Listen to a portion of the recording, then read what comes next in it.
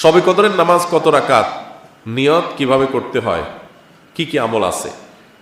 শবে কদর বছরের সবচেয়ে শ্রেষ্ঠ রাত। এ রাতের ইবাদত খায়রুম মিন আলফি শাহর, হাজার মাসে ইবাদতের চাইতে উত্তম। এই জন্য এ রাত জেগে আমরা ইবাদত করার চেষ্টা করব। কিন্তু ইবাদতের নির্দিষ্ট কোনো ফরম্যাট, নির্দিষ্ট কোনো পদ্ধতি কোরআন বা হাদিস শিখায় দেয়নি যে আপনাকে নামাজ পড়তে হবে এত রাকাত, প্রথম রাকাতে অমুক সূরার সাথে তমুক সূরা এতবার পড়তে হবে, দ্বিতীয় রাকাতে অমুক সূরার সাথে অমুক সূরা এতবার পড়তে হবে, এরকম কোনো ধরা বাঁধা নিয়ম বলে দেওয়া হয় নাই। অতএব শবে কদরের নামাজ বলতে আলাদা কোনো ফরম্যাটের নামাজ নাই। আপনি দুই রাকাত করে নামাজ পড়বেন, ধীরে ধীরে সুন্দর করে যে কোনো সূরা দিয়ে পড়তে পারেন, যে কোনো সূরা যে কোনো সংখ্যকবার পড়তে পারেন, নির্দিষ্ট কোনো ফরম্যাট ঠিক করা নেই। শবে কদর উপলক্ষে একটা জিনিস শুধুমাত্র হাদিসে শেখানো আছে, এটা হলো একটা দোয়া, আল্লাহুম্মা ইন্নাকা আফুউন তুহিব্বুল আফওয়া ফাফু আন্নি। আল্লাহ আপনি ক্ষমাশীল, ক্ষমাকে পছন্দ করেন, আমাকে ক্ষমা করে দিন। এর বাইরে শবে কদরের নামাজ বলতে আলাদা নিয়মের কোনো নামাজ নাই। নামাজের বাইরে আপনি কোরআন তেলাওয়াত করবেন, দোয়া করবেন, জিকির আজকার করবেন, তাসবিহ তেলাওয়াত করবেন, বিভিন্ন নেকামল করবেন, দিনী বস্তু পড়বেন, বিভিন্নভাবে আপনি রাতটাকে কাটাবার চেষ্টা করবেন। শবে কদরের সকল গুনাহ মাফ করা হয়, তাহলে বান্দার হক যারা খেয়েছে এবং শিরকের গুনাহ এগুলো কিভাবে মাফ হবে? আল্লাহ তো বলেছেন হাশরের ময়দানে সবকিছুর হিসাব দিতে হবে। শবে কদরের সব গুনাহ মাফ হবে, কিন্তু বান্দার হক তো মাফ হবে না ভাই।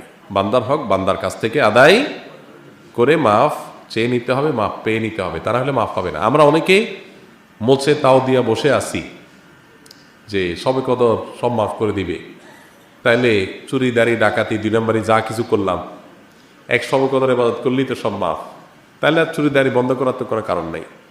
দেখুন, ইসলামের সাথে অন্য সব ধর্মের এখানে একটা মৌলিক পার্থক্য। খোদ ইয়াহুদিরা, আল্লাহ কোরআনে তাদের সম্পর্কে বলেছেন, ইয়াহুদিরা বলে লাং তামাসসানান নারু ইল্লা আইয়ামাম মাদুদা। তারা বলে আমাদেরকে আগুনে জাহান্নামে কয়েকদিন থাকা লাগবে, এরপর আমরা জান্নাতে থাকবো।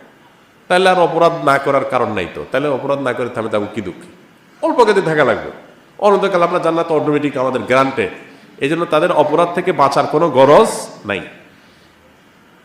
খ্রিস্টানরা মনে করে ঈসা আলাইহিস সালাম তিনি শুলে চড়ে, যদিও তিনি শুলে চড়েন নাই কোরআনের বর্ণনা অনুযায়ী, তিনি আত্মাহুতি দিয়ে আত্মত্যাগ করে আমাদের সমস্ত পাপের দায় তিনি নিয়ে নিছেন।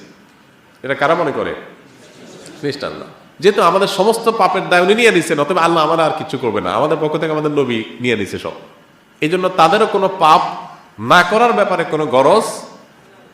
ইসলাম এমন এক দিন, যে দিন বারবার করে কোরআনের পাতায় পাতায় বলেছে ওয়া আল্লাহ তাজিরু ওয়াজিরাতুন বিজরা উখরা, কারোর পাপের বোঝা আর কেউ বহন করতে পারবে না, কোনো অপশন নাই। তুমি পাপ করছো, তোমাকেই পেতে হবে। এই জন্য একজন ইমানদার পাপ করলে সেটার প্রায়শ্চিত্ত করতে হবে। আপনি পাপ করবেন, অন্যের হক নষ্ট করবেন, আর শবে কদরে আপনারা মাফ করে দিবে। জি না, শবে কদরে আপনার ছোটখাটো গুনাহগুলো মাফ করে দিবে, কিন্তু আল্লাহর কাছ থেকে বান্দার হক নিয়ে মাফ পাইতে হলে তারটা তাকে ফেরত দিতে হবে, বা তার কাছে মাফ চেয়ে নিতে হবে, তারপর আল্লাহ তাআলা মাফ করবেন। অতএব এ বিষয়ে যেন আমাদের ঘাটতি না থাকে। নাস্তিকরা প্রতিনিয়ত ইসলাম চ্যালেঞ্জ করে যাচ্ছে। ইতিমধ্যে অনেক নাস্তিক অনেক আলেমকে ডিবেটের আহ্বান জানিয়েছে, তবে কোনো আলেমই ডিবেটের জন্য রাজি হয়নি। বিষয়টা আমাদের মনে ঈষৎ সংশয়ের দানা বুনছে। আমি আপনাকে অনুরোধ করছি, আপনি এবার এদের সাথে বসুন এবং তাদের যুক্তিগুলো খণ্ডন করুন। ভাই, প্রথম কথা হলো, আল্লাহ রাব্বুল আলামিন বান্দার জন্য সবচেয়ে বড় নেয়ামত রেখেছেন হেদায়েত, সঠিক পথের উপরে থাকা। এটা এত বড় নেয়ামত, প্রত্যেক নামাজের প্রত্যেক রাকাতে শত শত হাজার হাজার দোয়া কোরআন হাদিসে আছে। এর মধ্যে একটা দোয়া আল্লাহ তাআলা আমাদের প্রত্যেক রাকাতে রাকাতে করতে বলেছেন, সেটা হলো হেদায়েতের দোয়া, ইহদিনাস সিরাতাল মুস্তাকিম। আল্লাহ আমি যেন সঠিক পথে থাকতে পারি। এত ঝড়, এত জলোচ্ছ্বাস, এত তুফান, এত আক্রমণ, এত বাধা, এত তুফানের মধ্যে নিজের ইমানটাকে সেভ করে ধরে রাখা, এটা বড় কঠিন কাজ। আল্লাহ এই জন্য ইহদিনাস সিরাতাল মুস্তাকিম, আল্লাহ সঠিক পথে আপনি আমাকে রাখেন, আমি যেন বিচ্যুত হয়ে না যাই। এই দোয়াটা চোখের পানি ফেলে বেশি বেশি করে কাঁদবেন এবং বলবেন। এই যে বললেন, অনেক আলেমকে ডিবেটের জন্য আহ্বান করছে।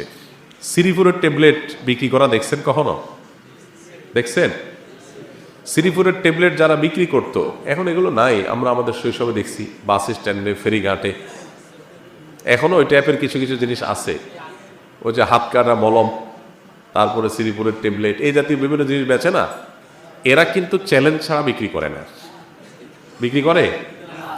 এরা কিন্তু দেখবেন বেচার আগে অন্তত 10 বার করে বলবে সে, আমি চ্যালেঞ্জ দিয়ে যেতে চাই দাদা ভাই, 100% গ্যারান্টি, বিফলে মূল্য ফেরত। ওই যে আংটি বেছে না, কিসের, অষ্টধাতু, অষ্টধাতুর আংটির ওখানে অটো প্লে হতে থাকে না, ওই যে টেপ চালা রাখে, ওখানে কি বলে, দাদা ভাই হ্যাঁ আপনি একটা আংটি কিনে সাথে ভাউচার নিয়ে যাবেন, আপনার কাজ না হলে 100% মূল্য ফেরত। এত বড় বড় ডাক্তার চেম্বার খুলে বসে আছে, এত বড় ডিসপেন্সারি আছে, কোনো ডাক্তার আজ পর্যন্ত দেখবেন না বলতেছে যে ভাই 100% গ্যারান্টি। প্রেসক্রিপশনের নিচে আছে যে ভাই সর্দি লাগছে আপনার, এই মেডিসিন নেবেন, 100% গ্যারান্টি। বলতে পারবে কোনো ডাক্তার? বলে না। কিন্তু ওই অষ্টধাতুর আংটি কিন্তু ঠিকই গ্যারান্টি দেয়। এখন অষ্টধাতুর আংটিওয়ালা যদি বলে যে ভাই আমি এই আরিসা ফেরিঘাটে বসে আজ 10 বছর ধরে আমি ডিবেটের আহ্বান করছি, চ্যালেঞ্জের আহ্বান করছি যে আমার এটা ভুল প্রমাণ করো, আজ পর্যন্ত কোনো এমবিবিএস ডাক্তার সাহস করে নাই। এখন আপনি যদি কোনো এমবিবিএস ডাক্তারে যায় বলেন ভাই আপনি একটু যান না প্লিজ, এই ডিবেটটা নেন না, তো এইটা যেরকম হবে আপনার এই চিরকুট আমাকে দেওয়াটা অনেকটা সেরকম। আমি আপনার প্রতি শ্রদ্ধা রেখে বলতে চাচ্ছি। কেন বলছি কথাটা? এই জাতীয় ডিবেট বাস কিছু মানুষ আছে, তারা লাইম লাইটে আসতে চায়। আপনারা অনেকে হয়তো জানবেন যাদের দিনের প্রতি বুঝ নাই, এরা অনেকে বিদেশে অ্যাসাইলাম করার জন্য, অ্যাসাইলাম পাওয়ার জন্য নাস্তিক হয়। আমি চাক্ষুষ এরকম কিছু বিষয়ের আমি জানি। জাস্ট এখানে ইসলাম এবং মুসলমানদের বিরুদ্ধে উল্টাপাল্টা কথা বলার পরে মুসলমানরা রাগের চোটে ক্ষোভে ক্ষুব্ধ হয়ে তার বিরুদ্ধে কড়া কড়া কথা বলবে। এই কথাগুলোকে নিয়ে বিদেশি এম্বাসির কাছে দেখাবে, দেখো আমি এদেশে থাকলে আমার জানের নিরাপত্তা নাই, তোমরা আমাকে আশ্রয় দাও, অ্যাজাইলাম দাও। তখন সে অ্যাজাইলাম পায়, বিদেশে যায় থাকে। অনেকের এই ইসলামকে নিয়ে খোঁচাখুচি চুলকানির মূল রহস্য হলো অ্যাজাইলাম পাওয়া। আবার অনেকে, সবাই যেরকম সেটা বলছি না আমি, অনেকে বিশ্বাসগতভাবে সে এই পথে গেছে। এখন সে বারবার বারবার চ্যালেঞ্জ ছড়ে লাইম লাইটে আসার জন্য। মানে এইরকম যে এক প্রাণী আল্লাহর আছে, এটা জানান দেওয়াটাও একটা টার্গেটের ব্যাপার। যত বেশি সে লাইম লাইটে আসতে পারবে তত বেশি তার মাকসাদ হাসিল হবে, সে সেটা চায়। তো আপনি তার মাকসাদটা পূরণ করতে বলতেছেন। 3 নম্বর কথা হলো, এইরকম ডিবেট বাজ এদেরকে বহুবার নাকানি চুবানি বহু মানুষ, বহু কলেজ ইউনিভার্সিটির ছাত্ররা, আমাদের ভাইয়েরা তারা খাওয়াইছে বহুবার, কিন্তু লজ্জা শরম এদের নাই। লজ্জা শরম যদি থাকতো তো আবার দ্বিতীয়বার ডিবেট বলতো না।